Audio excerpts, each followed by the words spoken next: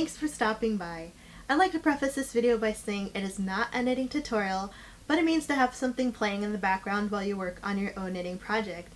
If you're like me and really enjoy having something on while you work, sometimes you find that the content you like is very visually engaging and you're several hours in and haven't gotten nearly as far along in your project as you would have liked to.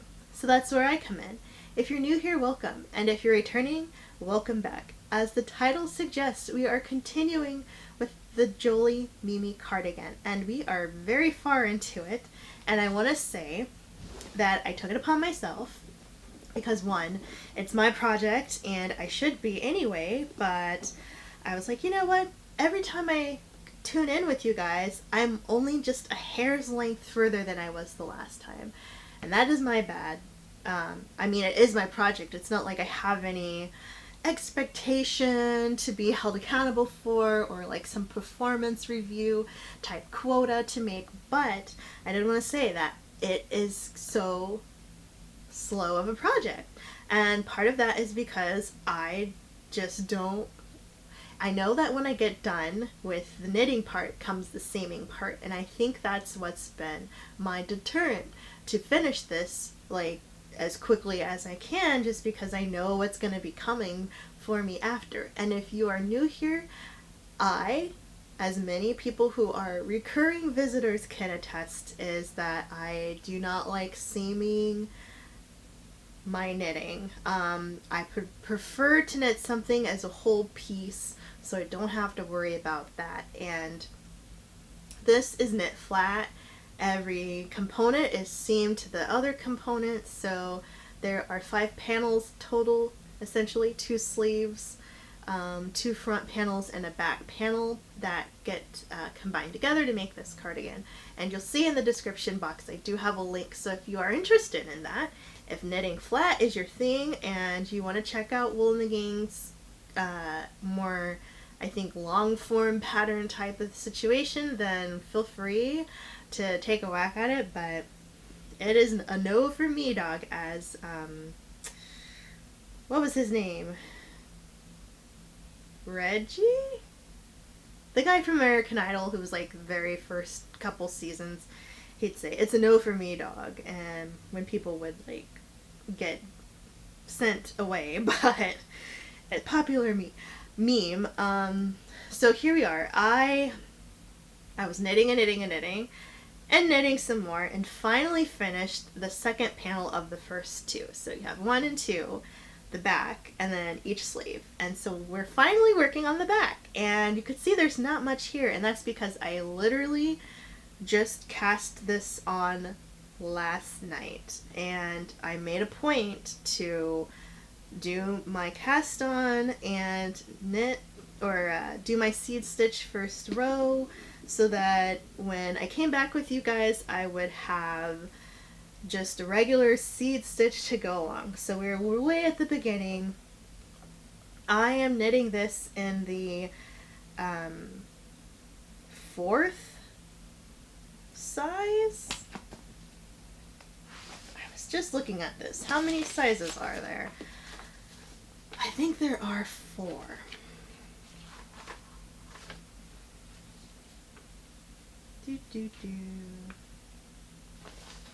Oh, there are 6. So there are 6 sizes total.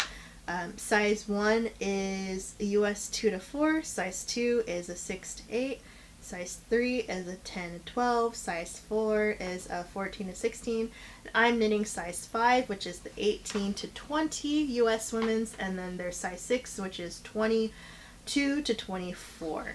And I kept messing up when I was telling you guys like which size I was doing, but yeah. So I'm on size 5, and it's just a seed stitch all the way down. And the first 2 panels I knit longer than they should have been, so I am pulling this from the right one. Yes. What is this? What's this? Oh yeah, because you had to hold it double stranded to do the cast on and the rib stitch. So you do like a cable cable cast on, rib stitch, and then you do your seed stitch forever and ever and ever until you finish your length. And I knit mine longer, just a hair longer than it should be for the pattern. So I just matched the second panel up to the length of the first panel, and I'll do the same for the back. And my guess is because one panel takes 2 balls of yarn that, or it's actually, well, it's not really a ball, it's a skein. So 2 skeins of yarn for each panel for my size. So the back is probably going to be 4, just based on how long it is or how wide it is. So I have a ways to go. This is probably going to be like the longest bit because the sleeves will be easy. Sleeves are just a standard length. You don't really have, I mean, it's not like I have to measure them up. Of course I'm going to measure them up to each other, but it just says knit this many rows. That's it. There's no approximate. It's just, this is what you do.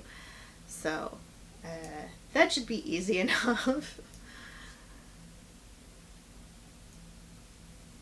But I guess I don't know, I feel like maybe the back should have been the first part, just because I feel like it'd be the hardest part to do, but maybe that's me.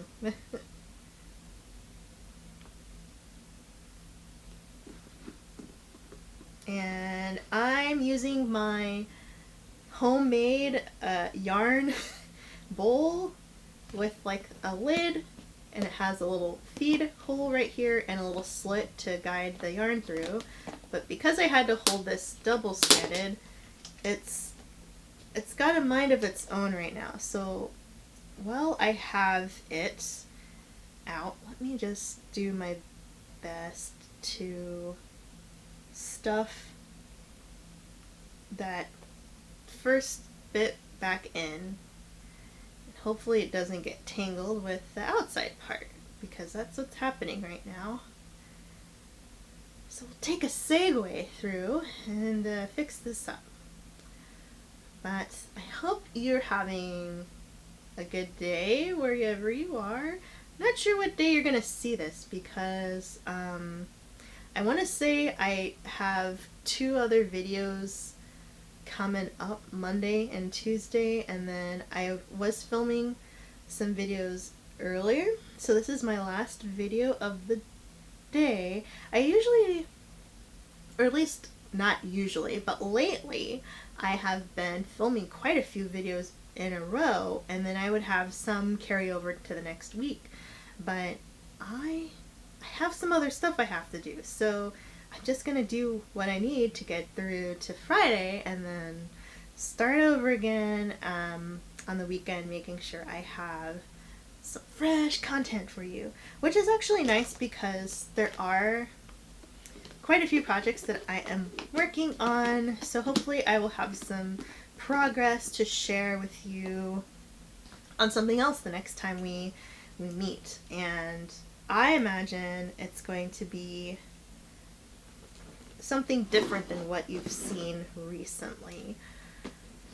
But you never know. There's always something to be worked on around here. Since I've started knitting, I haven't had a moment where I didn't have a project. So I'm actually quite impressed with myself that I always have something on some needles, which is so exciting.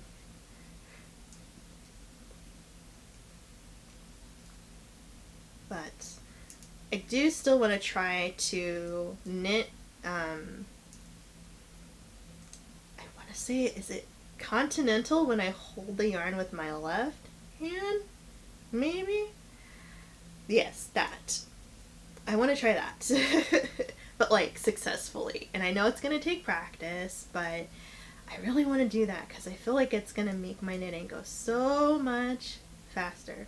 And like, since I've been throwing the whole time since I've learned how to knit, I'm not that slow at it, but I feel like that extra step of holding, turning, holding, turning, holding, slows me down just a tad.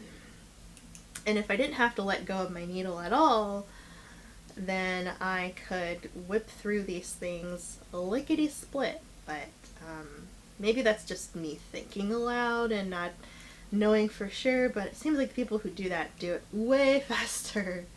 Or the people who flick. If you can just hold your yarn in your right hand and whip your needle around without letting go of anything, that looks to be pretty fast too. So, I don't know. Maybe I'll try, with the kitty cat blanket I'm working on. It's called Cat Mat. You'll see a couple videos of it right now already, but I've said this several times now, and hopefully one day I'll have them in person so you won't see it, but I haven't been knitting with that one because it's bamboo needles and sticky yarn, and I don't like it. So I'm buying very soon some more big needles like this. So these are actually size 9, but I need size 13 US needles to continue with that project. And I think I might pick up like some 15s as well. I have 15s, but they're straight needles and not circular. And I'm just thinking of other like big quick projects that look nice and aren't like super duper bulky. But my cat mat's going to be felted, so I kind of want like not a super tight, not a super loose stitch, because I am going to put it in the wash and it's going to shrink and all that good stuff and get all matted and fuzzy, and I thought a nice bigger needle would help just to kind of get that space between each stitch. So, but I really don't have much else project wise that I have planned that's going to require really big needles, but I have been looking at some other yarn for more blanket projects where I would want maybe a thicker blanket with the thicker yarn and just more girth, I guess. So a bigger needle would make sense for that, especially if I'm trying to get it done in a timeline.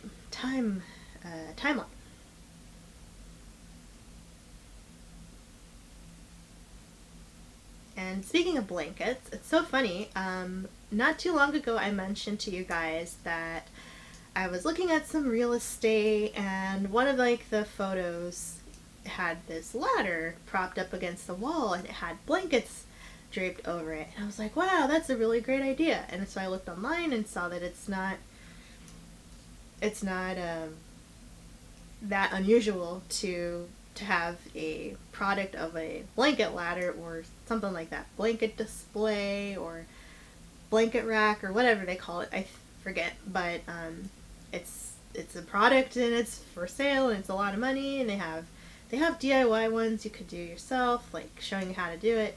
But it's so funny because like this one place that I saw had it, and since then I've looked at other real estate because it's something fun that I like to do sometimes, and I've seen them everywhere now. Like so many houses have these blanket racks, and I'm wondering if it's the same, because they're in the same region, so I'm wondering if it's the same like decorating company or like staging company, because these clearly look like staged homes because of how, maybe it's just me, but I don't put that much, as much as I would love to have that aesthetic where I want everything to be very cohesive. My taste is all over the place, so like nothing I would have would really make sense next to each other. So I feel like more people are like that, where they have a very specific style and all of this looks very generic. So I think that the people have moved out and hired people to decorate the house to look all lived in and cool and imagine yourself here. And all of them have these blanket racks, and I'm like, okay, different. I'm not mad at it, but I'm very curious. It's very interesting that That's what's happening. um, but I guess to totally be paws and pearls, flying by the seat of her pants, conversation, ADD or whatever. It's very interesting when I've been looking at real estate and seeing those photos, and sometimes, and let me know if you're also like a real estate junkie where you like looking at house photos and stuff, where you see that the person taking the pictures, and this is no bashing on the person who's taking the pictures. I don't know if it's the realtor or if they've hired a photographer to do it or what, but sometimes I find that the pictures are more of like the furniture that's in the space than the actual space itself. And I'm like, why would I want to see that? Like, that's not my furniture. I'm not buying the house or the condo or the apartment with this furniture. So why are you like making sure that the bed is over here, or, you know, angling it so that you just see the bed and not like the entire room? And why are you focusing on like the countertop and you know, you don't see the whole vanity of like the sink vanity? And it's like, this is, or like how is it spaced? That's what I care about. I'm like, okay, I don't really care what's on the counter, but can I put what I need on the counter? Can I spread out to roll my pie dough and my cookies and chop up my vegetables for my prep work for my dinner? Like, can I spread out and cook on this counter like I want to? And that's what I care about. Or, you know, sometimes it's interesting because we'll see someplace and maybe it's not a staged photo and it's actually the one where the people live there, and you see how much like extra storage they have, like bins and things and plastic drawers. And I have no issue with plastic drawers. I have a lot of them, but I also don't have a lot of closets or closet space. So for me, it makes sense to have this extra storage, and it makes me wonder, it's like, is the family too big for the home if they need all of these extra things, or do they just not have enough closets to keep it out of sight? Because if I could have a closet, just a never ending, like if this room could just be a closet that nobody ever has to go into, that would be ideal. I really like to have stuff away, out of sight. Like, I don't want to see it unless I need it. And I want it to be accessible, but not junky. But you wouldn't probably think that from the way everything looks, just because there's nowhere to put stuff. And it's stuff, but it's also stuff that I use and need and like. So it's not like useless clutter. I feel like it all has a purpose, but I feel like a lot of people probably say that about stuff that they could easily just donate. But for me, it has a reason to be here, and I would rather it not be something in the way. But I would just like a closet that everything can go in, and I can grab it when I need it and leave it alone when I don't, and instead of having to like live with it in my face all the time. So that would be my ideal. One big old closet where everything goes and can fit. That's not the case now.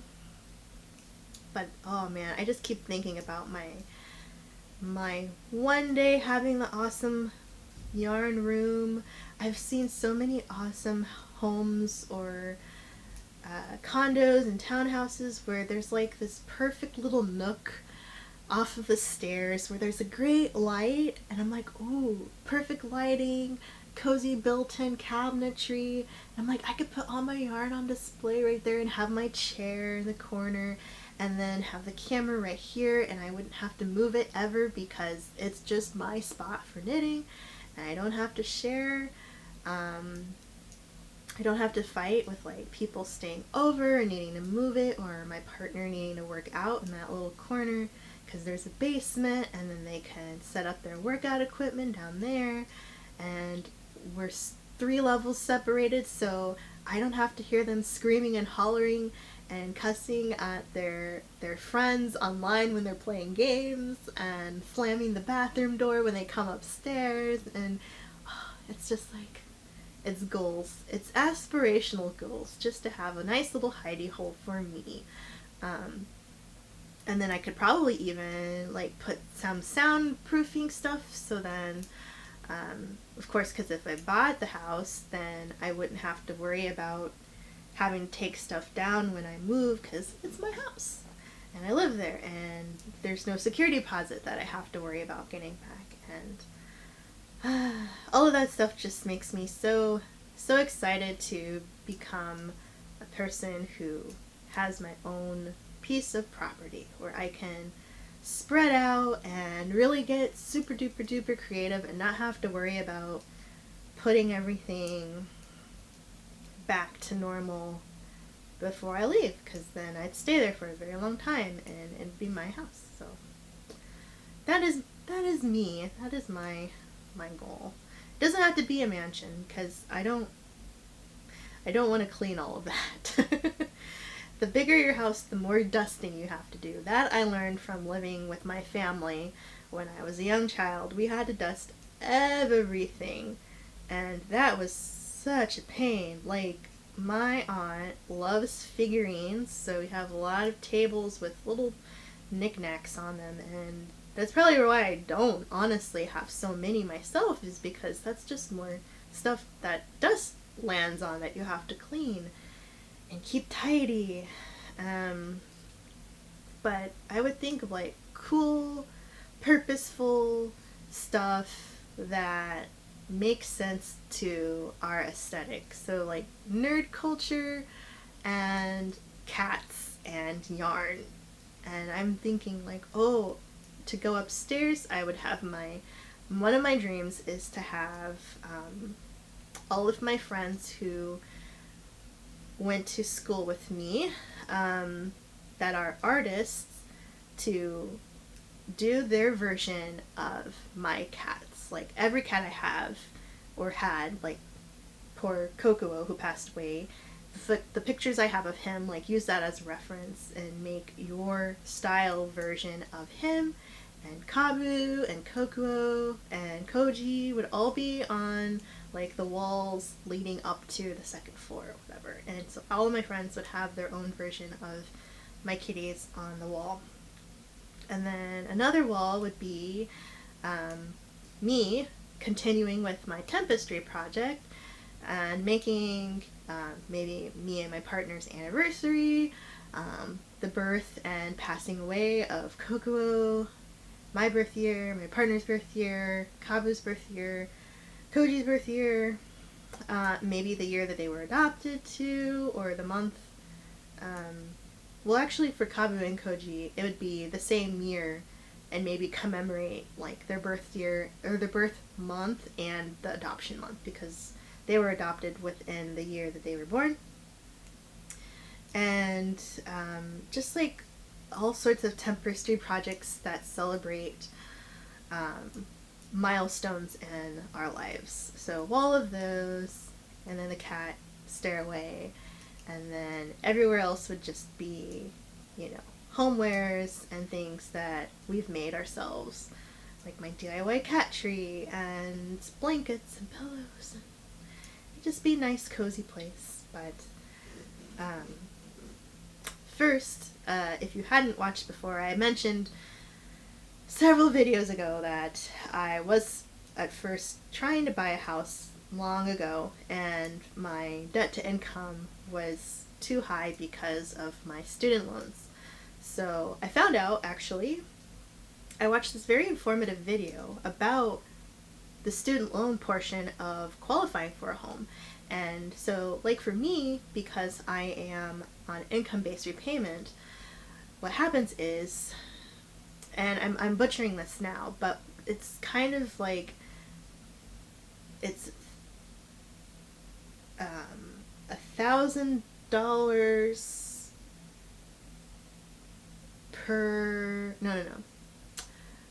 There's some kind of whole number amount that they have to calculate instead of your monthly payment because it adjusts to your income.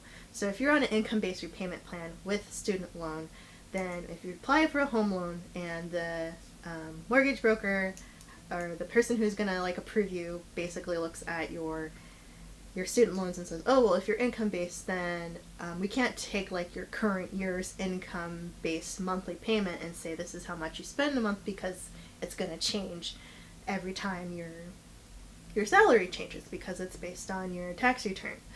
So or your tax filing. So then they have, okay, make sure, I know I'm on a ramble, but don't want to get cut off. So they have to charge you then like a whole dollar amount on some percentage of your loan. So that could make your debt skyrocket. Even if you're making a low payment, your total amount owed is then percentaged out. I think it's 10% of that divided by a year, and then so that month, each month is like your total month. So anywho, that amount is a lot higher than what I pay monthly for my loan, and that's what blew me out of the water with being able to qualify to get a home loan when I first tried to a few years ago. So because I went to graduate school and added to said student loan debt, I once again was taken out of the running because of that debt to income ratio. However, now that I have continued to work toward those 10 years of payments for loan forgiveness, once that is complete, or my total balance is low enough to then not be hit so hard by the debt to income, plus hopefully progressively working up more and getting raises and things, then it will kind of balance itself out where I will then be able to qualify for a loan. So it's not going to be an overnight thing, but at least in the next few years I have the opportunities closer to me than they were before. And give or take, nothing else crazy happens with the economy that would prohibit me from earning or being able to pay on my existing student loans. So I know that was all like TMI, but in case you're like, well, why don't you just buy a house right now? That's the reason, because my student loans, against how much I earn, considering the payment plan that I'm on to qualify for loan forgiveness, all conflict. Now if I did like a standard payment plan, it would be higher than what I can't afford to pay, but it would be amortized so that my qualification would perhaps allow me to, but then I would still be paying forever and ever and ever because I didn't have the right payment plan to get loan forgiveness, so that I wouldn't be paying forever and ever and ever. So it's kind of like you can't really win, but you can hope that you have rich parents that pay for your college, and I did not have that, so I had to take out loans. But yes, we are just about to the end, but we are closer to the end of the video now, so I'll say thank you so much for stopping by, and I'll catch you in the next one. Bye!